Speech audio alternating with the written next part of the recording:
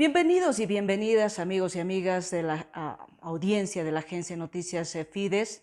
Nuevamente nos reencontramos en un nuevo conversatorio, en esta oportunidad para conversar con Manuel Morales del CONADE, Ana Lucía Velasco, que es politóloga, y desde Santa Cruz con Yanis Vaca, miembro de Ríos de Pie. Con ellos queremos conversar un tema que es por demás actual. Prácticamente estamos en unas medidas de presión y unas manifestaciones, unas protestas a nivel nacional, pero con mucha más fuerza en Santa Cruz. Producto de un tema que tiene que ver con el censo, pero nuestra mirada va a ser un poco más global al tema del derecho a la protesta. En el país se supone que el derecho a la protesta y a las manifestaciones, el derecho a la reunión pacífica, el derecho a la libertad de expresión están totalmente garantizados por la Constitución Política del Estado, pero además por mecanismos internacionales. Incluso la Organización de Estados Americanos dice que la protesta social es un elemento esencial para la existencia y consolidación de sociedades democráticas y se encuentra protegida por una constelación de derechos y libertades, ¿no?, del sistema interamericano.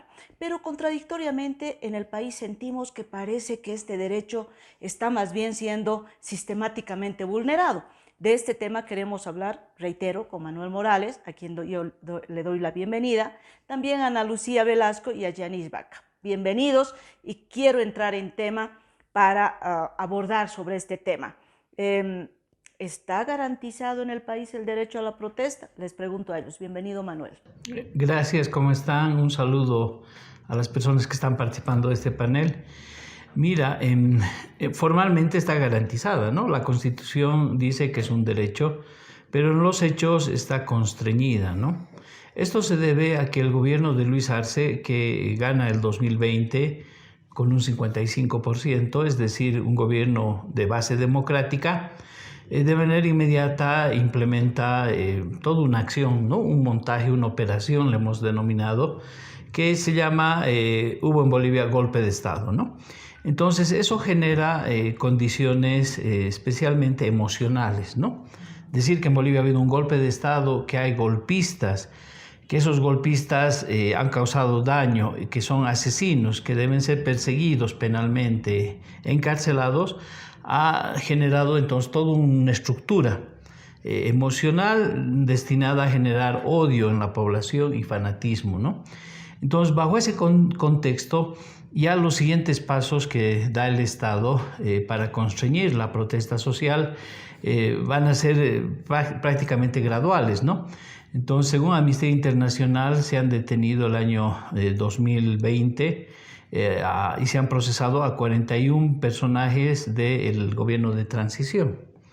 La señora Yanine Áñez ha pasado de ser detenida preventiva, con 2 procesos penales, se niegan a cumplir con la Constitución el juicio de responsabilidades, y últimamente ha salido también unas 2 resoluciones judiciales que hablan que ella no porta, no acredita un carnet de presidenta y que tampoco ha cumplido con el procedimiento. Conclusión, ni siquiera es gobierno dictatorial, ¿no? O sea, ni siquiera es gobierno de facto para juzgarla, sino es una simple señora que se ha hecho cargo del gobierno. Bueno, cosas así raras, ¿no? Pasa en la justicia. Entonces, con ese andamiaje se quiere evitar la protesta social. El MAS ha tenido varias reuniones y hay algunas líneas que han salido que señalan autocríticamente, incluso hubo una serie televisiva, ¿no?, que se difundió por ATV, el Canal 7, donde ellos evalúan que uno de los factores para la crisis del 2019 fue que perdieron la calle. Fíjate qué importante, ¿no? Dentro de la evaluación del MAS del 2019 dice que ellos perdieron la calle y que nunca más deben volverla a perder. Entonces, si esa es la consigna más la campaña de los golpistas, esa campaña de odio, es fácil ver que luego van a ir a reprimir cualquier acción callejera, cualquier manifestación de protesta, cualquier manifestación de exigencia de derechos o de reivindicaciones, porque ellos consideran que perder la calle para ellos ha sido un error estratégico. Entonces yo quisiera quedarme ahí como una breve introducción para que luego desarrollemos el tema. Ana Lucía. Estoy muy de acuerdo con Manuel. Creo, sin embargo, que la cosa va un poco más allá, inclusive de estos últimos ya 2 años, ¿no? Bolivia está hace ya muchos años perdiendo un poco la institucionalidad del Estado. Es decir, que el Estado como tal no se debe tanto a su constitución política del Estado, no se debe tanto a sus leyes o a su marco, digamos, institucional, sino a quien está ocupando el poder en ese momento. Y quien ocupa el poder en ese momento tiene como la libertad, por decirlo así, de ejercer una serie de arbitrariedades según ellos consideren correcto, ¿no? Entonces, creo que ya son años que estamos en este camino de perder esta institucionalidad del Estado y justamente esta ventana que hemos tenido hace unos años donde hemos visto cómo es digamos, ha sido el gobierno del MAS durante 14 años, después un breve momento donde entró Yanine Áñez y luego volvió el MAS, nos ha mostrado que esta pérdida de institucionalidad casi no depende del color político. Es decir, cuando llega un grupo que ejerce el poder, comete las mismas arbitrariedades porque ya no estamos pensando en la política como una forma de resolver conflictos,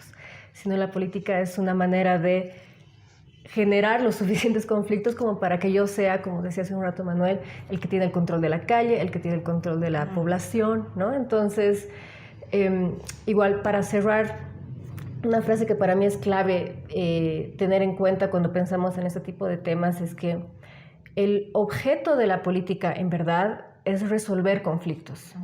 Si la política no resuelve conflictos, entonces está fallando. Y la política que tenemos hoy en día es una política productora de conflictos, ¿no? Allá donde parecía inclusive que hay un asomo de negociación, de resolución, de acuerdos, llega algún otro actor político y rompe todo, ¿no? Entonces creo que es una clara muestra de que nuestra política está fallando, no estamos haciendo bien política, porque en el momento que decimos, talcito se sentó con tal o trito y están llegando a un acuerdo, sentimos que es una traición, cuando en verdad la política es eso, es tender puentes y llegar a acuerdos. Y hablar entre diferentes. Exactamente. Gracias, Ana Lucía. Yanis, que nos acompaña desde Santa Cruz, te escuchamos. Muchas gracias por el espacio y de verdad creo que para complementar los análisis porque me parecen perfectos, Manuel nos comentaba un poco cuál es la estrategia del MAS y por qué están teniendo una posición tan dura respecto a las protestas, quizás de los últimos 2, 3 años. Ana Lucía nos hablaba también de la débil institucionalidad del Estado boliviano en este momento. Y aquí ya hablando más desde la perspectiva de quienes estamos en calle constantemente, recalco como Ríos de Pie, no solo en este momento por las protestas en Santa Cruz, sino venimos protestando por temas medioambientales hace bastante tiempo. Justamente nosotros concebimos la protesta desde la no violencia como una forma de visibilizar estos temas, estas injusticias que el Estado, precisamente por su débil institucionalidad, no responde a estos pedidos por las vías tradicionales y democráticas, que no quiere decir que no se las haya usado inicialmente, sino que llega a un punto, y este es el concepto de la no violencia más básico, en el que necesitamos visibilizar esta injusticia para que haya una intención de negociar, para que se pueda negociar este tema. Podemos decir esto respecto a muchas cosas que han pasado en los últimos 3 años en el país, hablando del censo también, porque sí se siguió, tengo entendido inicialmente los canales constitucionales correspondientes. Pero volviendo a lo que decía Ana Lucía, el fin de la política tiene que ser justamente la resolución de los conflictos. La meta de la protesta, sobre todo la protesta no violenta, es al visibilizar esto, llegar a una negociación que verdaderamente pueda resolver. Pero creo que lo que estamos viendo en este momento, por ejemplo, es que no hay una capacidad de negociación, ni una intención, ni una voluntad de negociar para verdaderamente resolver el conflicto. Pareciera que las partes en juego a veces se benefician de esta tensión constante para su misma aprobación por el electorado. Y eso también me lleva a tocar este tema porque creo que también hay que hacer autocrítica. Me parece que quienes están liderando y llamando a las protestas muchas veces no hacen el énfasis necesario en el tema de que uno, al final del día, todos somos bolivianos y vamos a tener que resolver esto en comunidad. La meta de la protesta no debería ser radicalizarnos, sino más bien ver cómo podemos elevar la conciencia de quienes participamos en la protesta en el proceso de exigir que se llegue a este punto del pedido legítimo que se está haciendo en el momento. Recalco que no es solo el censo, hayan habido muchos temas medioambientales. Y también, dos, que haya una verdadera narrativa que busque el diálogo y el reconocimiento del otro. Con Ríos de Pie hemos hecho mucho énfasis estos últimos días de que si hay personas que no están de acuerdo con las protestas en Santa Cruz en este momento, no hay por qué agredirlas y hay que respetar, inclusive si quieren hacer una contraprotesta, mientras todo se mantenga de forma no violenta. Y perdón que me alargo un poco, pero con esto ya voy cerrando. Lo que a mí me preocupa bastante, y Nancy también lo comentaste, es que mientras puede ser que constitucionalmente, como decía Manuel, esté garantizado nuestro derecho a la protesta, en el ejercicio estamos viendo no solo un aumento de los grupos de choque que vienen apoyados y financiados por el gobierno, lo cual se ha evidenciado en prensa, no es opinión personal, pero al mismo tiempo inclusive están mejorando sus técnicas de represión. Nosotros que estamos en calle constantemente hemos visto cómo los grupos de choque han cambiado la forma en que atacaban a los ciudadanos que protestamos en calle de forma pacífica desde el 2018, que ya ocurría esto, solo que no era tan reconocido, hasta la fecha. Inclusive su forma de reprimir se ha ido afinando y ahí yo no puedo evitar reconocer patrones de represión que son bastante parecidos a cómo se reprime con los colectivos, como se llama en Venezuela, o inclusive otros grupos en Nicaragua. Creo que esto es muy preocupante justamente porque quienes llaman a la protesta no factorizan esto y no le dan al ciudadano el conocimiento necesario en no violencia de qué hacer y qué no hacer cuando vienen estos grupos de choque. Creo que Yanis nos introduce también un poco a visualizar cómo se están planteando las protestas, ¿no? Es decir, qué características están teniendo las protestas, Manuel.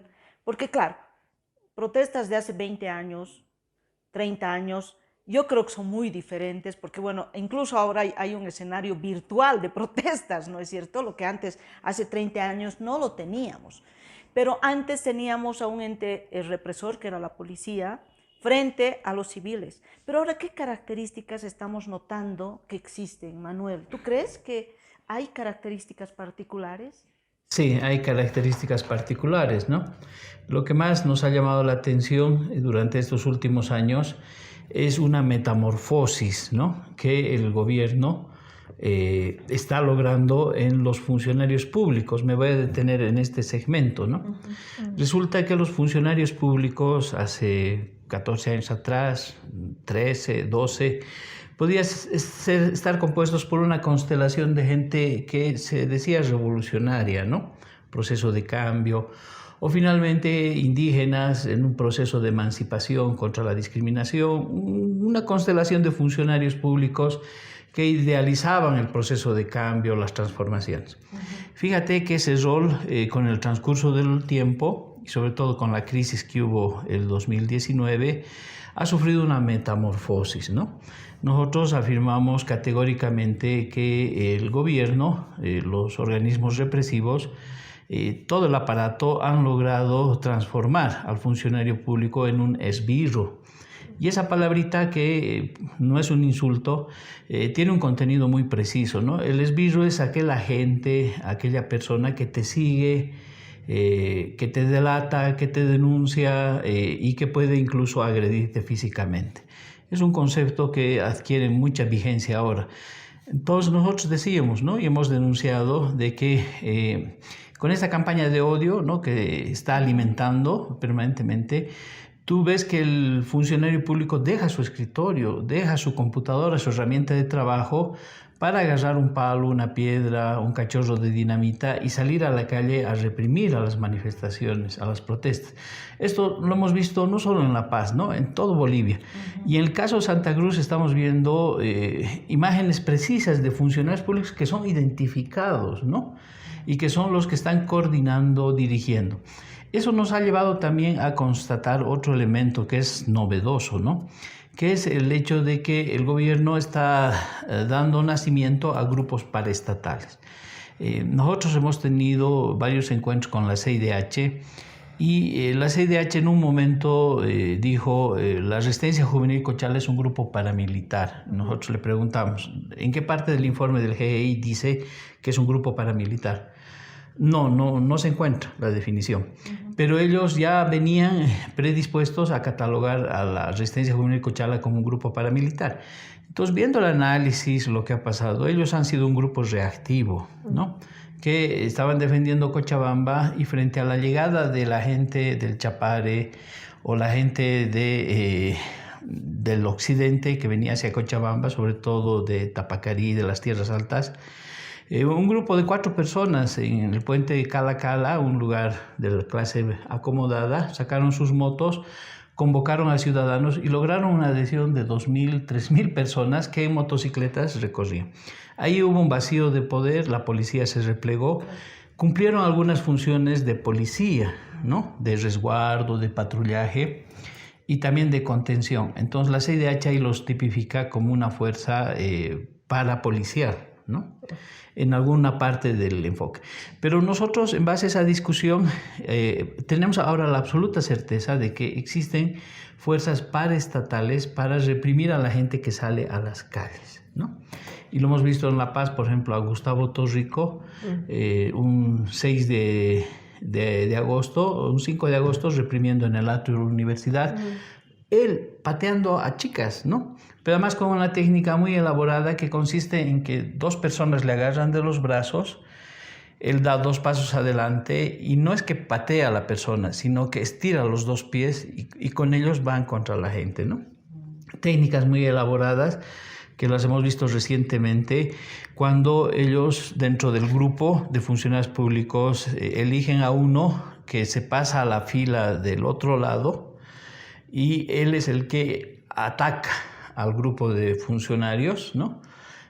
Previamente acordando este plan, de tal manera que luego ellos reaccionan, ¿no? ¿Por qué? Porque tienen un provocador en la otra fila, porque el resto de la gente puede practicar la protesta pacífica, no violenta, pero el esquema ya está hecho para violentarlo, ¿no? O sea, ¿tú crees que hay algo así como una formación, exacto, planificación de cómo van a ser estas técnicas? Exactamente, sí. Y en Santa Cruz se está dando un ejemplo muy clarito que seguro Yanis nos va a ilustrar con un funcionario de migraciones, ¿no? Bueno, pero entonces hemos llegado a esa situación. Por eso es que no hablamos de que esto es improvisado, casual, sino que está respondiendo a toda una política de generar un terrorismo de Estado contra la población y contra la protesta social.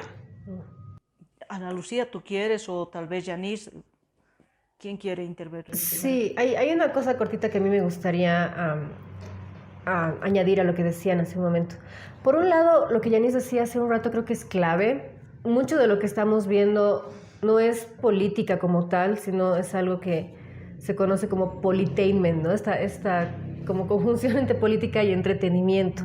Entretenimiento y entretenimiento en el sentido donde la gente está más preocupada de ver qué bando ha sacado más la mugre al otro, ¿no? O sea, estamos así como si estuviéramos viendo una especie de novela o de partido o match de box, digamos, que de genuinamente qué es lo que está en términos del conflicto y de la política en juego, ¿no?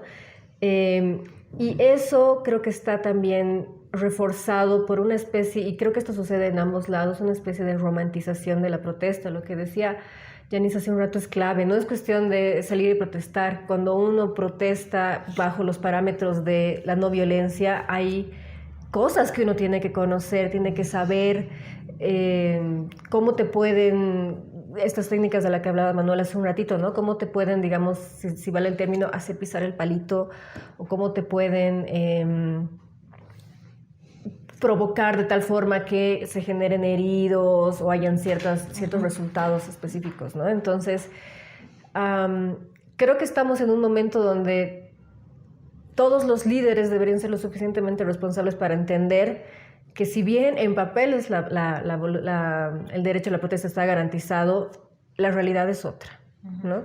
Eso por un lado. Y por otro lado, cuando hablaba también de esta romantización de la protesta, tendemos mucho, volviendo también a esta idea que les decía hace un momento del politainment, creer que hay un lado de los buenos y un lado de los malos, ¿no? Y ese es el problema. Creo que si nos acordamos ese símbolo del yin yang. Ya, claro, de la complementariedad. Exacto.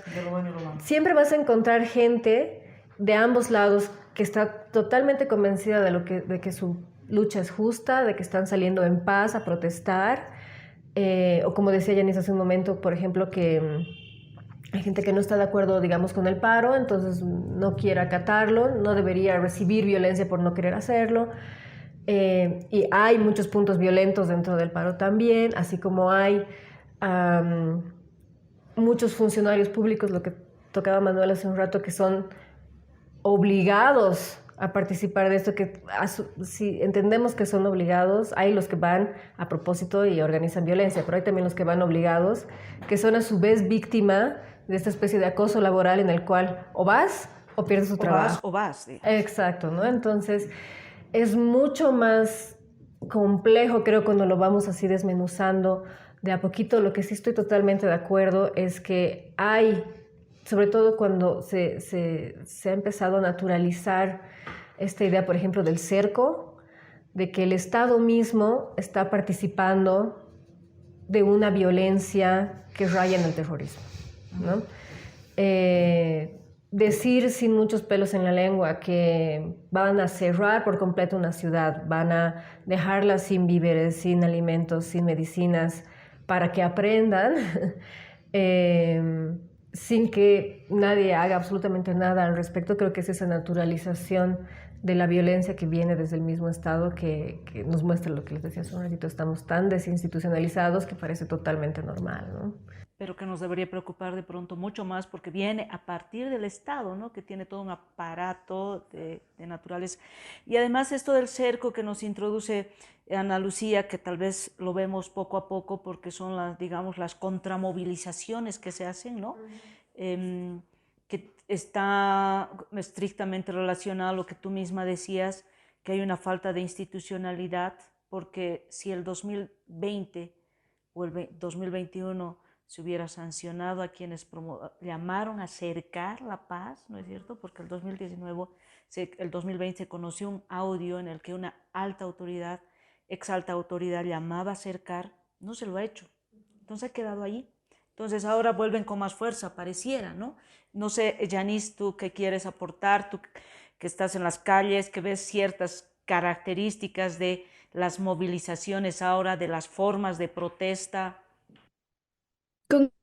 Concuerdo muchísimo con Manuel, la verdad, en que da la impresión, opinión personal, que estuvieran muy bien formados en cómo atacar a las personas que están protestando pacíficamente, e inclusive cuando se genera violencia, saben muy bien cómo escalarla, cómo hacer que se vuelva masiva, y viendo cuáles son las metas de los grupos de choque en la no violencia, estudiamos esto, se los llama agentes paraestatales.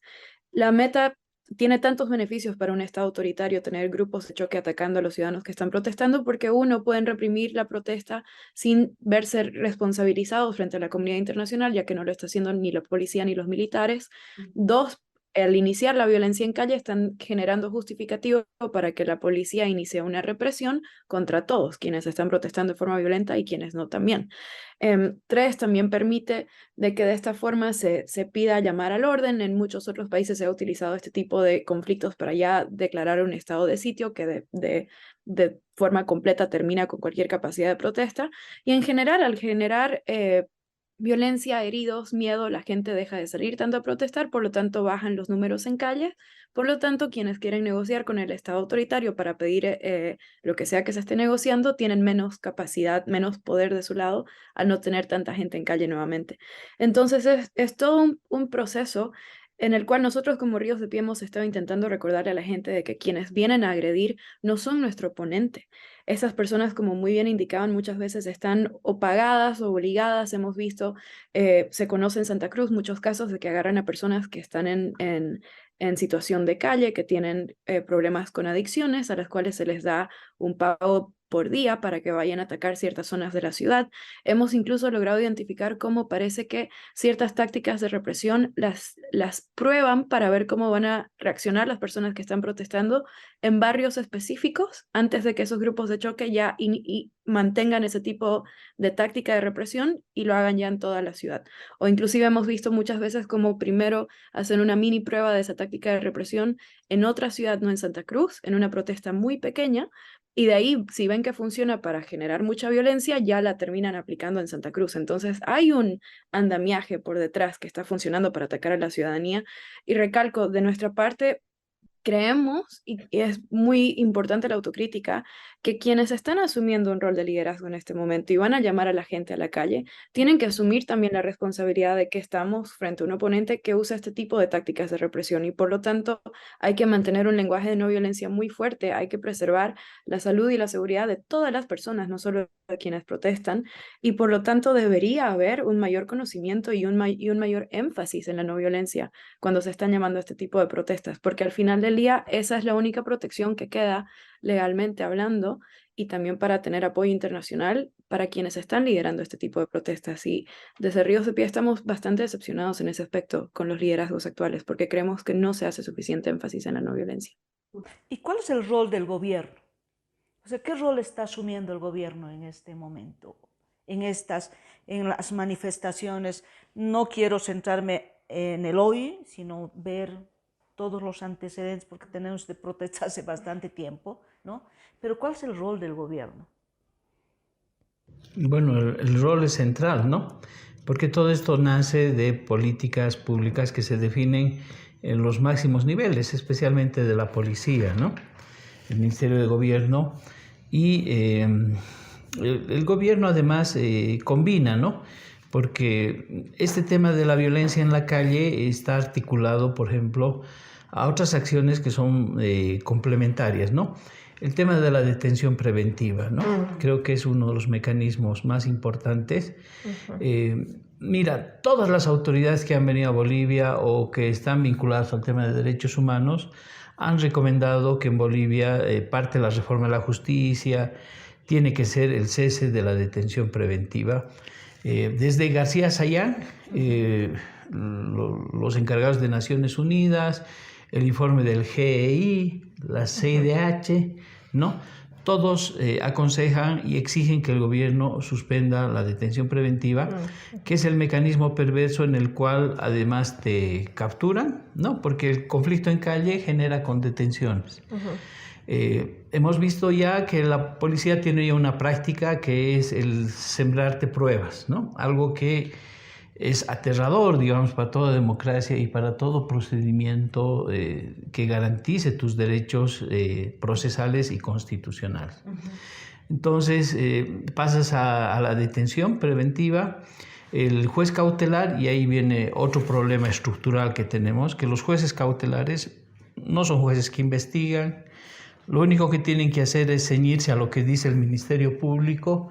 Y si un juez cautelar no sigue lo que solicita el Ministerio Público, prácticamente está a merced de que le hagan un juicio por prevaricato, incumplimiento de obligaciones, lo detengan, etc. Entonces el juez cautelar tiene dos alternativas, ¿no? O detención preventiva en un centro penitenciario, ¿no? O detención domiciliaria, porque las otras medidas que son las sustitutivas, todo eso ha servido en el caso de Adefcoca, por ejemplo, para masivas detenciones. Estamos hablando que en el último conflicto 24 cocaleros tienen medidas sustitutivas. ¿Qué significa eso? Que tienen que presentarse a firmar libros, presentar garantes, etc. Pero aquí hay un tema bien importante, ¿no? Que vale la pena reflexionar. La detención preventiva en la cárcel significa que vas a estar 6 meses, ¿no? La ley dice 3 meses ampliándose a 6 y de ahí no debería pasar. Entonces, estas detenciones preventivas están originando que ingreses 6 meses y luego otros 6 meses y luego otros 6 meses sin ningún límite. Como es el caso de Yanine Áñez. Caso de Yanine Áñez, ¿no? Y el otro tema que es interesante para la reflexión es la famosa detención domiciliaria, ¿no? Que es un mecanismo perverso por el cual el sistema judicial transforma tu vivienda, tu hogar, en tu propia prisión. Es más, tienes que llevarte 2 policías a vivir contigo. Es más, tienes que darles comida, ¿no? Es más, incluso tienes que pagarles para que estén ahí y tengas la posibilidad de que no causen mucha molestia. Entonces, cárceles hacinadas, tú dices la cantidad de personas que están siendo detenidas debería generar una crisis carcelaria, ¿no? De sobrepoblación. No pasa nada, sigue la misma cárcel como está hasta ahora, pero tienes infinidad de hogares donde ahorita está siendo detenido preventivamente. El sistema es perverso porque ha convertido tu hogar en tu prisión, ¿no? Entonces, no solo es la coacción a los grupos en la calle, sino las detenciones preventivas, estas medidas judiciales para encarcelarte, y con lo cual han logrado o pretenden lograr la inmovilización del sujeto social. Entonces sales un día a protestar y de pronto estás metido en problemas judiciales y con eso ya te abstienes entonces de salir a marchar, ¿no? Te abstienes de seguir fortaleciendo tu organización. Y esto se ve muy claramente en el tema de ADEPCOCA con mucho detalle, porque el gobierno ha logrado frenar una movilización muy grande a partir de la implementación de estos mecanismos de represión. Claro, y generalmente se busca un elemento, ¿no?, para activar estas, por ejemplo, la destrucción del mercado, digamos, ¿no? Es decir, o lo que pasó en Santa Cruz, en La Guardia, digamos, ¿no? O en Puerto Quijarro, no sé. O sea, se busca un elemento por el cual se proceda a este tipo de acciones. Pero el gobierno tiene una mirada sesgada sobre el tema de las protestas, ¿no? Además de lo que dice ya Manuel, sobre que la Fiscalía también parece tiene investigaciones parcializadas, ¿no?, muy politizadas, ¿no? La justicia, los jueces que prefieren hacer oídos sordos y taparse los ojos, ¿no?, ponerse una venda, ¿no?, de no ver de manera objetiva las investigaciones poco sustentadas que pueden existir.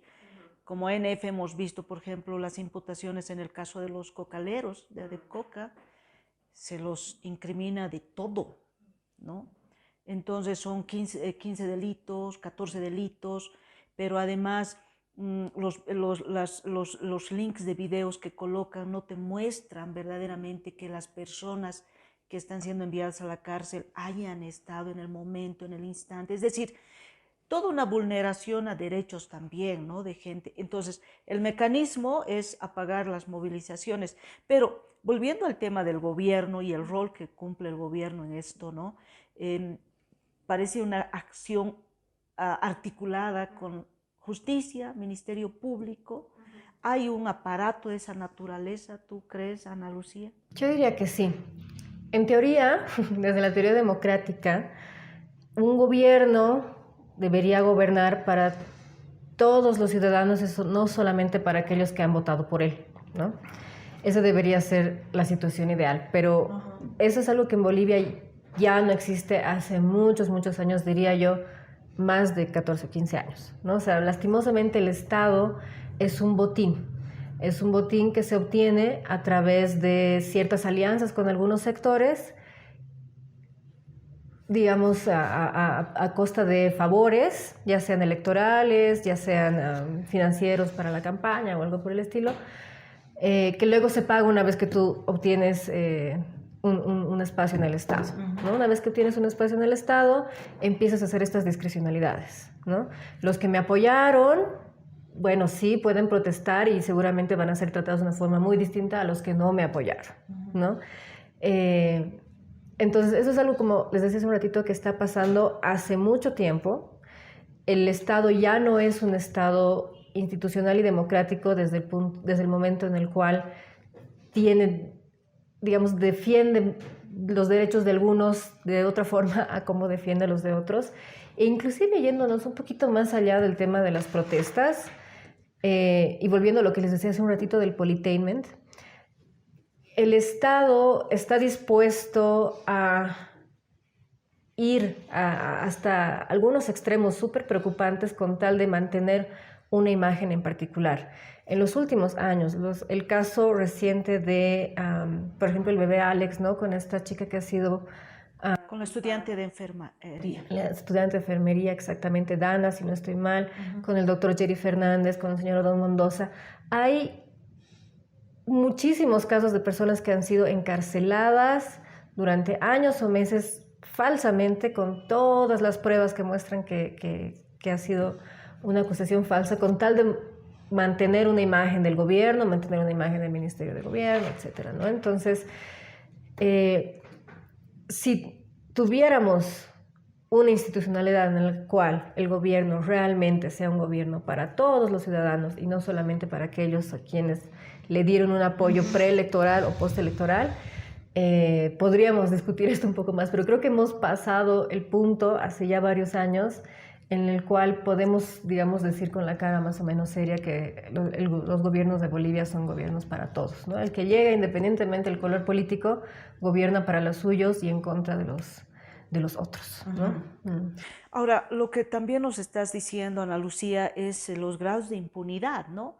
Es decir, el Estado puede, a través de sus instituciones, detener a una persona sin pruebas, meterla a la cárcel, la fiscalía prestarse para ello y los jueces también, y listo, no había sido inocente, listo, se puede ir nomás, tranquila. Entonces, ¿qué pasa, no? Con esto. Y el otro tema, aparte del gobierno, es la policía. Yanis, ¿qué te dice a ti el accionar de la policía? ¿Cómo está actuando la policía de un tiempo a esta parte? ¿No? Hay muchas denuncias respecto a su rol también parcializado, sesgado. Yanis. Sí, en Santa Cruz hemos visto bastante el actuar de la policía en conjunto con los grupos de choque e inclusive ha habido mucha molestia, sobre todo en el Plan 3000, por cómo ellos parecen proteger a estos grupos de choque en algunos momentos de represión e inclusive coordinar con ellos. Algo que nos llama mucho la atención como ríos de pies, han habido muchos casos de violencia que han sido documentados y que el mismo ministro del Castillo ha comentado, como por ejemplo la agresión que hubieron a bomberos en un punto de bloqueo. Y sin embargo, no parece haber en este tipo de situaciones ni el accionar de la policía para evitar más violencia entre ciudadanos, ni tampoco la correspondiente investigación después. Pareciera como que hubiera un intento de aumentar los puntos de violencia en lugar de disminuirlos, y en ese proceso la policía está tomando un rol que hace que permite que se amplifique la violencia en lugar de prevenirla, que en teoría es su labor.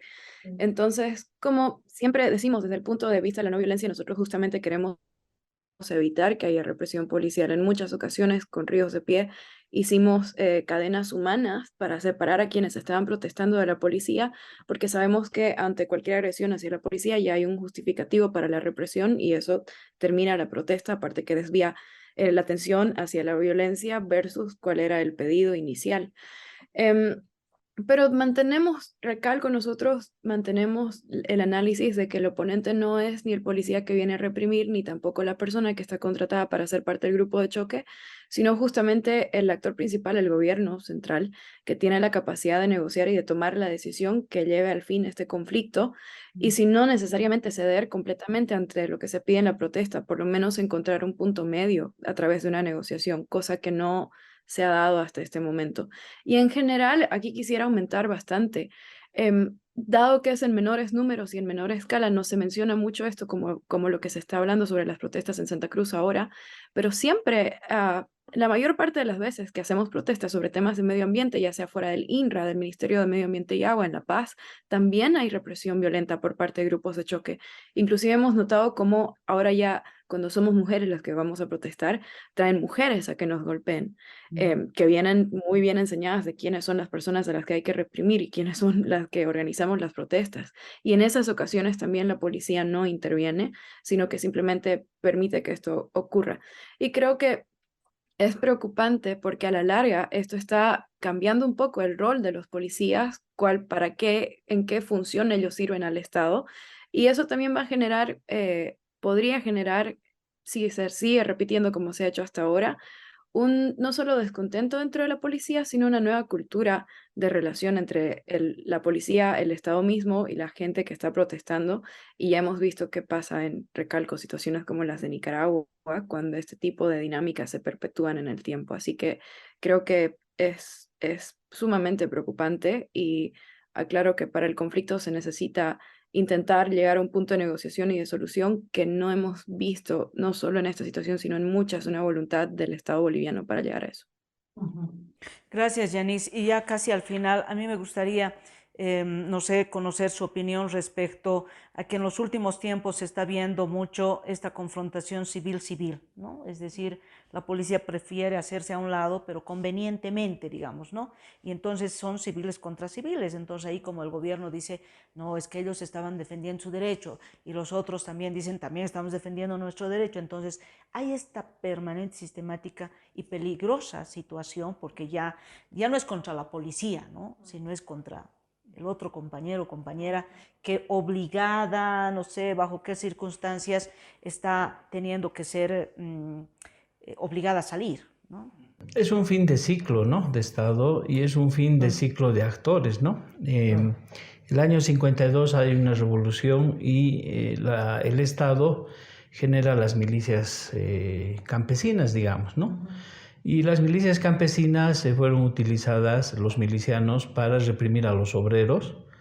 Y luego, durante las dictaduras militares, el pacto militar campesino, ¿no? Y ahora con el MAS, nuevamente estos grupos de choque que básicamente tienen como actores centrales a los interculturales, campesinos, bartolinas. Es un fin de ciclo, porque además estos sectores que han sido alimentados por el discurso del racismo practican un racismo a la inversa, ¿no? Es decir, tú frente a ellos eres un cara, ¿no? Eres un blancón, eres pitita y ahora eres croata o lo que venga mejor. Y se alienta desde el Estado esta confrontación. Pero también hay un problema, ¿no? Este sector social está en crisis, ¿no? Yo creo que se da cuenta que, por ejemplo, con el tema del censo, se va a revelar que ya no existe esa mayoría indígena originaria, y no es por un tema de maldad, ¿no? Sino es por un tema real. La gente ha migrado a las ciudades, transita identidades como la boliviana, la mestiza, lo que ustedes quieran, y ellos saben que han dejado de ser mayoría nacional y que el censo va a revelar que hay unas grandes asimetrías. La mayoría de la población vive en las ciudades, hay un vaciamiento de las áreas rurales a las áreas urbanas, hay una migración también externa, y por lo tanto el rol del campesino como mayoría va a quedar agotado en este ciclo que estamos cerrando, y también hay una reacción violenta desde ese lado. Por eso es que el MAS incita ese conflicto, ¿no? Las declaraciones de algunos líderes aymaras, vamos a marchar a Santa Cruz, como si fuera fácil, ¿no? O sea, cruzar todo Bolivia, o las de Huarachi, los vamos a ir a sacar a patadas, ¿no? Hablan además con tanto facilismo, con tanto infantilismo, y no se dan cuenta ni de las distancias geográficas, sociales, políticas. Es un fin de ciclo. Va a morir el sujeto campesino, está emergiendo el sujeto ciudadano, que ha sido actor fundamental el 2019, ahora sigue el 2020, porque hay una reconfiguración del país. Entonces, sí, esta intención de enfrentar, ¿no?, al ciudadano contra ciudadano es una estrategia del viejo Estado, muy asumida por el MAS, y que, bueno, está en fase, yo creo que de aniquilamiento. ¿Se ha aumentado esa intensidad de enfrentamiento? Sí, no, tú ves, a ver, lo que ha pasado en Santa Cruz, ¿no? O el odio que existe. Esas personas, tú les ponías un arma y estaban dispuestos a disparar, ¿no?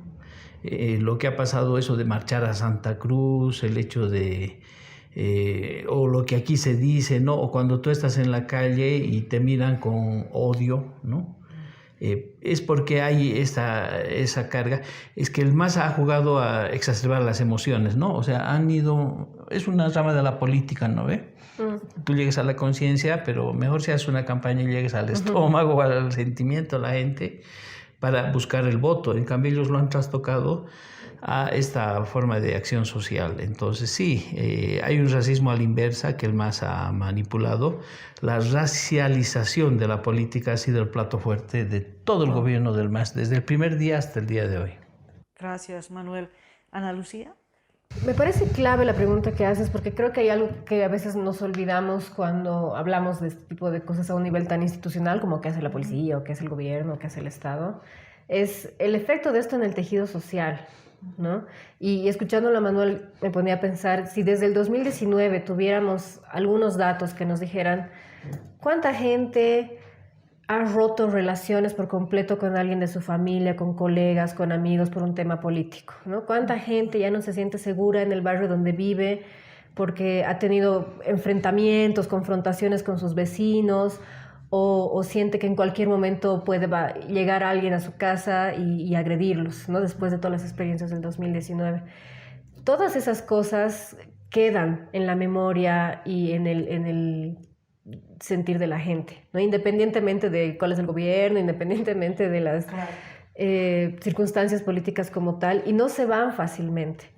Entonces, estaba pensando un poco también en la pregunta que nos hacías hace un rato, ¿cuál es el rol del gobierno? El rol del gobierno sería buscar no solamente resolver los conflictos ahorita, sino pavimentar un camino hacia la reconciliación, porque no es cuestión de entrar en una paz negativa donde, ok, ya nadie se está peleando, ya todo está bien, nos vamos a dedicar a trabajar, sino todas esas heridas no sanan solas, ¿no? Y son alimento para una radicalización futura de cualquier bando de las dos partes. Si uno ve en cualquier sociedad del mundo, en cualquier país del mundo donde han habido confrontaciones violentas con saldos fatales, trágicos, ahí es donde se empiezan a gestar grupos totalmente radicales que, como decía hace un momento Manuel, están dispuestos a matar o están dispuestos a hacer mucho más porque hay heridas abiertas, ¿no? Entonces, si me parece clave lo que decía Janice hace un momento, si no nos ponemos digamos, reprogramar nuestra cabeza que cuando estamos en la calle, el enemigo no es el policía, el enemigo no es esa persona que está movilizada porque no conocemos su historia, no sabemos quién es y no entendemos que al final, más que un enemigo, el responsable de resolver esto es la clase política, y con clase política me refiero a todos los colores políticos. Exacto. Entonces, vamos a terminar pronto en una sociedad destruida por una guerra civil, aunque no haya necesariamente un confrontamiento, digamos, constante armado, ¿no? Claro. Y cuando hablamos de una confrontación de civiles, no estamos hablando solamente a marchas contra marchas, digamos, sino cómo en el cotidiano, en nuestras relaciones cotidianas, se ha visto afectado este conflicto político, cómo ha afectado nuestras relaciones cotidianas del tú a tú, con el amigo, con el compañero, con el amigo del barrio, con el que ya no nos vamos a juntar. De pronto, es decir, este elemento clave del tejido social queda dañado, Yanis. Creo que en Santa Cruz la situación es por demás complicada o ¿cuál es tu percepción? Totalmente de acuerdo. Hay una intencionalidad bastante fuerte, y esto no se puede hablar de un solo bando, quizás se puede hablar de varios, de tener patrones de discursos, de narrativa, de modelo que aumentan la división entre las regiones del país desde muchas perspectivas. Se habla mucho de un tema racial y es cierto que existe ese tipo de división, pero también en calle hemos estado viendo muchas divisiones, inclusive por edad, por generación, la dificultad, y aquí yo quiero aumentar este tema, creo que parte de por qué nos cuesta tanto encontrar nuevas formas de resolver conflicto es precisamente porque quienes lideran los conflictos son los mismos hace décadas. Se necesitan nuevos liderazgos si queremos hablar de nuevas formas de resolución de conflictos, y estos nuevos liderazgos generalmente no tienen espacio para surgir porque ningún bando permite que surjan. Y dentro de todo esto, es muy de acuerdo con lo que se estaba conversando, está cambiando el sujeto histórico, está cambiando está mutando poco a poco la idea del ciudadano, la ciudadanía, la migración hacia la zona urbana. Dentro de todo esto, sin embargo, nos sigue faltando una visión de país a futuro, y creo que ante la ausencia de esa visión y de una identidad de hacia dónde vamos, es que es tan fácil crear estos conflictos en forma micro y macro que terminan en violencia y que lo vemos en calle todo el tiempo y que lo sufrimos bastante quienes estamos protestando en calle. Pero igual quiero, para cerrar con un poquito un tono de esperanza, pese a que es bastante notoria esta intencionalidad de crear enfrentamiento entre ciudadanos, recordar de que quizás hay una intencionalidad de generar violencia entre civiles, pero en realidad la violencia viene desde otro sector y nosotros tenemos que recordar que entre ciudadanía no estamos necesariamente enfrentados, y lo hemos visto en Santa Cruz. Hubo un día que estaba llegando una marcha con grupos de choque que venían inclusive armados, nosotros los vimos, y como en esa avenida ya se sabía que iban a venir, se organizaron los vecinos para que solo queden las mujeres, todos los hombres los mandaron a casa, y las mujeres que estaban esperando que ellos lleguen se dedicaron como que a gritar y a hablar, claro que con mucha emoción, pero al final no hubo enfrentamiento, pese a que eso estaba casi planificado por el otro bando, no llegó a haber violencia porque hay formas en las que uno puede cambiar el ambiente en ese momento para evitar que se llegue a esto, y gracias a Dios quienes estaban ahí tenían ese conocimiento. Y ya lo hemos visto ocurrir muchas veces, de hecho estoy muy sorprendida la cantidad de veces que se ha logrado evitar la violencia en distintos puntos de bloqueo cuando llegaron este tipo de grupos.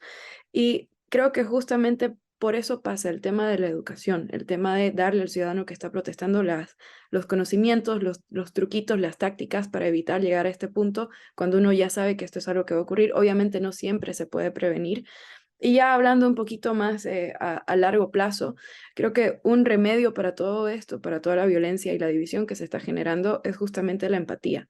Y ante la ausencia de líderes políticos de cualquier bando que generen una visión de unidad y que generen espacios de diálogo, em, nosotros estamos intentando generar esto en calle, y creo que mucho de la empatía que se ha perdido en política y que se ha perdido muchísimo estos últimos años ante la polarización, más que solo discursos, hay que crearlo en acción. Por eso en Ríos de Pie hacemos mucho énfasis en no solo protestar, pero también hacer mucho trabajo humanitario. Y creo que ese trabajo de servicio hace mucha falta en la política. Es en ese tipo de trabajo que inclusive miembros de Ríos de Pie de distintas partes del país hemos aprendido a conocernos y a querernos y a valorarnos. Y sería bonito ver más de esto en acción, en calle, porque creo que sí, incluso internamente entre Ríos de Piel, los distintos grupos de distintas regiones del país que al comienzo chocábamos, nos hemos aprendido a querer porque creamos ese espacio. Creo que si hubiera mayor intencionalidad de crear esos espacios, podríamos tener una mejor vacuna frente a intentos de violencia en calle. Yanis, muchas gracias. Y bueno, de esta manera hemos concluido este espacio, este conversatorio generado por la Agencia de Noticias Fides. Hemos tenido la cordial presencia y participación de Manuel Morales del CONADE. Gracias, Manuel. Ana Lucía Velasco, que es politóloga, y desde Santa Cruz nos ha acompañado en esta oportunidad Yanis Vaca, miembro de Ríos de Pie. Yo quiero agradecerles mucho a los tres por su contribución, y obviamente este es un tema álgido, importante, central, por todas las consideraciones que ustedes han hecho y por las consideraciones obviamente que la audiencia tendrá sobre este tema. Bolivia es una sociedad altamente de la manifestación, de la calle, y por eso mismo el Estado está llamado a preservar este derecho. Muchísimas gracias y será hasta otra oportunidad.